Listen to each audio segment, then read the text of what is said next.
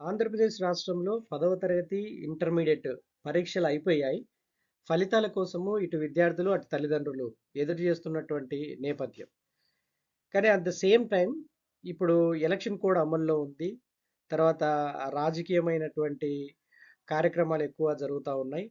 So, ఈ సందర్భంలో ఈ ఫలితాలు ఈ నెల విడుదల చేస్తారా లేదా అన్నటువంటి అనుమానాలు ఇటు విద్యార్థుల్లోనూ, అటు తల్లిదండ్రుల్లోనూ ఉంది. సో, ఇటువంటి పరిస్థితుల్లో విద్యాశాఖ,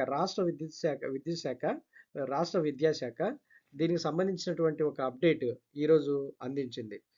సో, 10వ తరగతి ఫలితాలు, ఇంటర్ పరీక్షల ఫలితాల గురించి ఎటువంటి ఆలస్యం ఉండబోదు.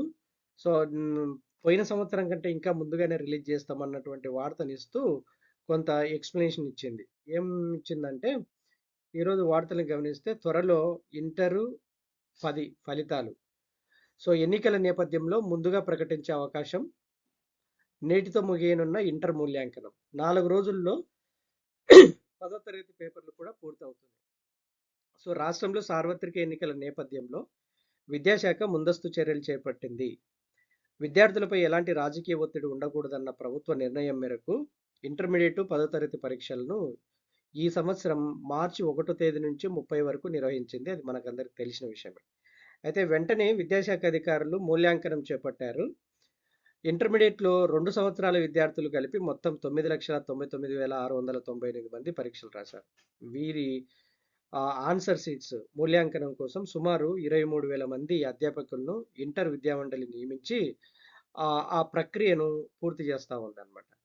అంటే ఇంత మందిని నియమించి త్వరగా కంప్లీట్ చేసేసి 12వ తేదీ కల్లా ఇంటర్మీడియట్ రిజల్ట్స్ రిలీజ్ చేయాలన్నటువంటి ఉద్దేశంతో ఉన్నట్లు మనకిప్పుడు అర్థమవుతా ఉంది. సో, ఈరోజు 4వ తేదీ. సో, 12వ తేదీ కల్లా రిజల్ట్స్ వచ్చాయి. పోయిన సంవత్సరం ఈ ఇంటర్మీడియట్ రిజల్ట్స్ ఏప్రిల్ 26వ తేదీన రిలీజ్ అయినాయి.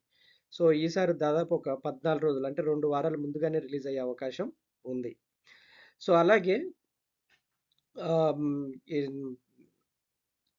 10వ తరగతి పరీక్షలు దాదాపు 6,30,633 మంది రాశారు. వీరికి సంబంధించినటువంటి 47,88,738 జవాబు పత్రాల వాల్యుయేషన్ కోసం 25,000 మంది ఉపాధ్యాయులను నియమించినట్టు, వీరిని 26 జిల్లాల్లో సెంటర్లు ఏర్పాటు చేసి గతంలో తలెత్తినటువంటి ఇబ్బందులు మళ్ళీ తిరిగి రిపీట్ కాకుండా ఒక్కొక్క కేంద్రంలో గరిష్టంగా 900 మంది వాల్యుయేటర్లు ఉండేటట్లు చర్యలు తీసుకున్నారు.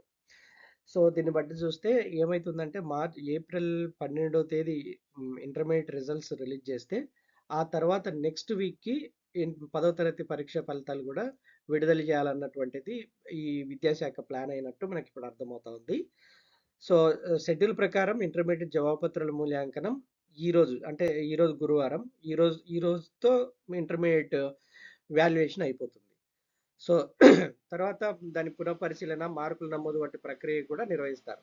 అనంతరం ఈ నెల 12వ తేదీ నాటికి ఇంటర్మీడియట్ ఫలితాలను వెల్లడించే అవకాశం ఉన్నట్లు తెలిసింది. సో, దాన్ని నిర్వహించినటువంటి ఒక వారానికే 10వ తరగతి ఫలితాలు కూడా ఉంటాయి. సో, విద్యార్థులు ఎవరైతే ఎదురు చూస్తున్నారో వారికి ఒక కన్ఫర్మేషన్ 12వ తేదీ ఇంటర్మీడియట్ రిజల్ట్స్, ఆ తర్వాత వీక్‌కి అంటే 19వ తేదీకి 10వ తరగతి ఫలితాలు కూడా వెల్లడించే అవకాశం ఉంది. సో, ఇది ఆంధ్రప్రదేశ్ రాష్ట్రంలోని 10వ తరగతి ఇంటర్మీడియట్ పరీక్షల ఫలితాల గురించినటువంటి సమాచారం.